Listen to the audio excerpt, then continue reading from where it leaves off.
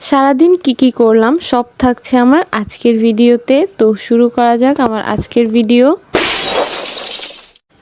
আজকে সকালে নাস্তায় খাওয়ার জন্য আম্মু বুট করেছে, বুট দিয়ে মুড়ি দিয়ে খাবো। এদিকে আমি পেঁয়াজ শসা কেটে নিয়েছি, আর বুটটা ভীষণ ঝাল হয়েছিল যার কারণে আমি আর আলাদা করে কোনো মরিচ দিইনি।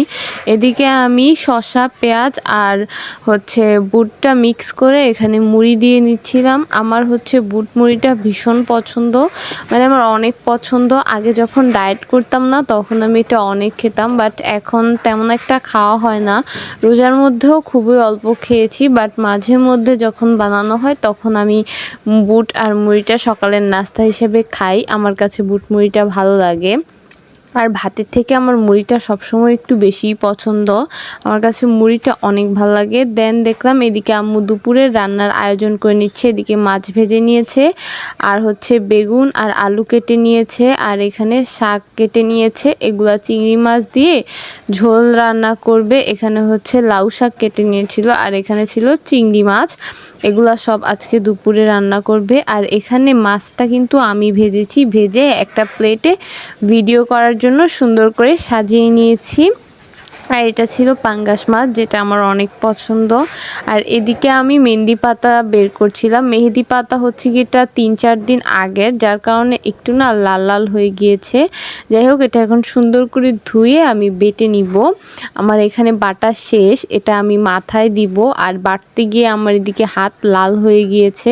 মেহেদিটা খুব তাড়াতাড়ি কালার চলে আসছে। দেন মেহেদি দেওয়ার পর আমার মনে হলো একটু দুপুরের গরমে আম ভর্তা বানিয়ে খাই। আর আম ভর্তার মধ্যে আমার মরিচটা দেওয়া কখনোই পছন্দ না, আমি শুধু চিনি আর লবণ দিয়ে মিক্স করে খাই। এদিকে আম্মুর রান্না শেষ, মাছ রান্না শেষ। আমাকে বললো তরকারিটা একটা বাটিতে বেড়ে দিতে। তো আমি একটা বাটিতে বাড়ছিলাম। এদিকে মাছ যেন ভেঙে না যায়, তাই এক সাইডে উঠায় রেখে এদিকে তরকারিটা বেড়ে দিচ্ছিলাম। আর এই আলু বেগুনের তরকারিটা কার কার পছন্দ অবশ্যই কমেন্ট করে জানাবেন। আমার কিন্তু অনেক পছন্দ। এদিকে আমার তরকারি বাড়া শেষ। এখানে ছিল আজকের আয়োজনে ভাত, তারপর ছিল আলু বেগুনের তরকারি, যেটা পাঙ্গাস মাছ দিয়ে রান্না করা হয়েছে। এরপর ছিল লাউ পাতার ঝোল, যেটা রান্না করেছে চিংড়ি মাছ দিয়ে। এটাও কিন্তু খেতে অনেক মজা। দেন দুপুরে আমি এদিকে ভাত নিয়ে নেই, আর এখানে মাছ নিয়ে নেই। এটা আমার পছন্দের মাছ বলে কথা, এটা আমার অনেক পছন্দের মাছ।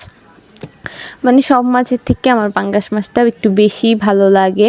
দেন আমি এখানে নিয়ে নিব শাকটা আমি একটু বেশি খাই, মানে ভাতের থেকেও বেশি খাই। তো আমি বেশি করে শাক নিয়ে নিচ্ছিলাম, আর এগুলা দিয়েই আমি আজকের ভাত খাবো দুপুরের। আর ওইদিকে আজকে আবার আমি একটু কার্টুন দেখে খাচ্ছিলাম, মানে আমার কাছে অনেক ভাল লাগে।